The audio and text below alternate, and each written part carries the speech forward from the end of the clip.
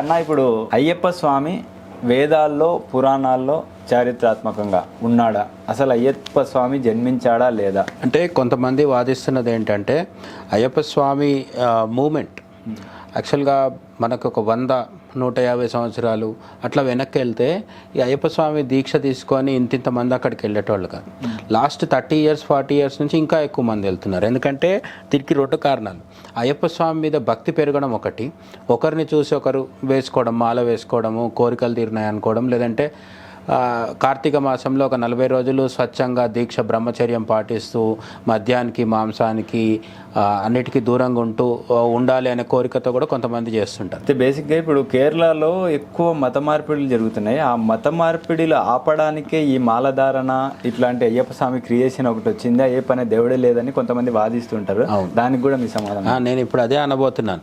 ఇది అయ్యప్ప స్వామి దీక్ష కొన్ని హిందూ సంఘాలు కావచ్చు, లేదంటే కొంతమంది హిందువుల్లో ఉన్న ఆలోచన పరులు కావచ్చు, వీళ్ళు కావాలని ఉద్దేశపూర్వకంగా ఇది ఒక ఉద్యమాన్ని తీసుకొచ్చారు కేరళలో ఉన్న అయ్యప్ప స్వామి గురించి అని ఒక కాన్స్పిరసీ థియరీ ఒకటి ఉంది. కానీ మనం జాగ్రత్తగా హిందూ సమాజాన్ని గమనిస్తే మనం ఇప్పుడు ఒక రోజు శివరాత్రి ఉత్సవం వస్తుంది. శివరాత్రి ఉత్సవం వాళ్ళు వచ్చినప్పుడు మనల్ని అందరినీ లింగానికి పోయి పాల్పోయండి అని ఎవరైనా చెప్తున్నారా? మన ఇంట్లో పెద్దోళ్ళు చెప్తారు తప్ప మనకు అంటే ఫత్వాలు జారీ చేసే సంస్కృతి కానీ, చర్చ్లో పాస్టర్లు కూర్చోబెట్టి ప్రేయర్ చేయించే సంస్కృతి కానీ హిందూ మతంలో లేదు. ఎవరికి వాళ్ళు వ్యక్తిగతంగా మనకు భక్తి కలిగితే మనం పూజిస్తాం, లేదు మన కుటుంబ పెద్దలు చెప్తే పూజిస్తాం, లేదంటే మన ఇంటి పురోహితుడు చెప్తే పూజిస్తాం. అంతే తప్ప మనకి మొత్తంగా అందరినీ కలుపుకొని తీసుకెళ్ళి ఒక కొత్త పూజ కానీ ఒక దీక్ష కానీ చేయించడం అనేది లేదు. అయ్యప్ప స్వామి దీక్షకు గమనిస్తే కూడా గత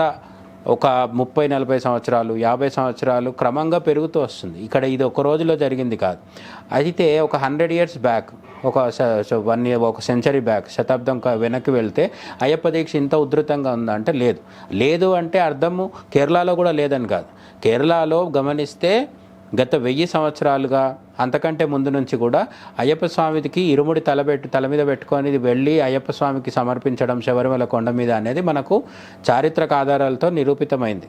ఇందులో పెద్ద ఏమంటారు మనం ప్రచారం చేస్తున్నది ఏం లేదు. నిజంగా కూడా పందల వంశం ఇప్పుడు ఎవరైతే ఆ సంక్రాంతి రోజు నగలు అవన్నీ తీసుకొని వచ్చి అయ్యప్ప స్వామికి అలంకరిస్తారో ఆ వంశం వాళ్ళు అనేక తరాలుగా అయ్యప్ప స్వామి పూజ చేస్తున్నారు.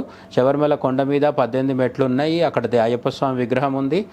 అంటే 2-3 సార్లు ఆ గుడికి ప్రమాదం, అంటే అగ్ని ప్రమాదం ఒకసారి వాటిల్లడం ఇటువంటివి జరిగినాయి. కానీ ఎన్ని జరిగినా సరే అక్కడ ఒక క్షేత్రం ఉంది అనేది అయితే వాస్తవం. ఇప్పుడు కాశీ లాంటి క్షేత్రాలు, అయోధ్య లాంటి క్షేత్రాలు అయితే 1000 సంవత్సరాలుగా ఉన్నాయి. అయ్యప్ప స్వామి శబరిమల కొండకి కూడా అటువంటి చాలా చరిత్ర ఉంది. రాముడు కూడా అక్కడికి శబరిమాత కోసమని రాముడు త్రేతాయుగంలో వచ్చిండని కూడా పురాణాలు చెప్తున్నాయి.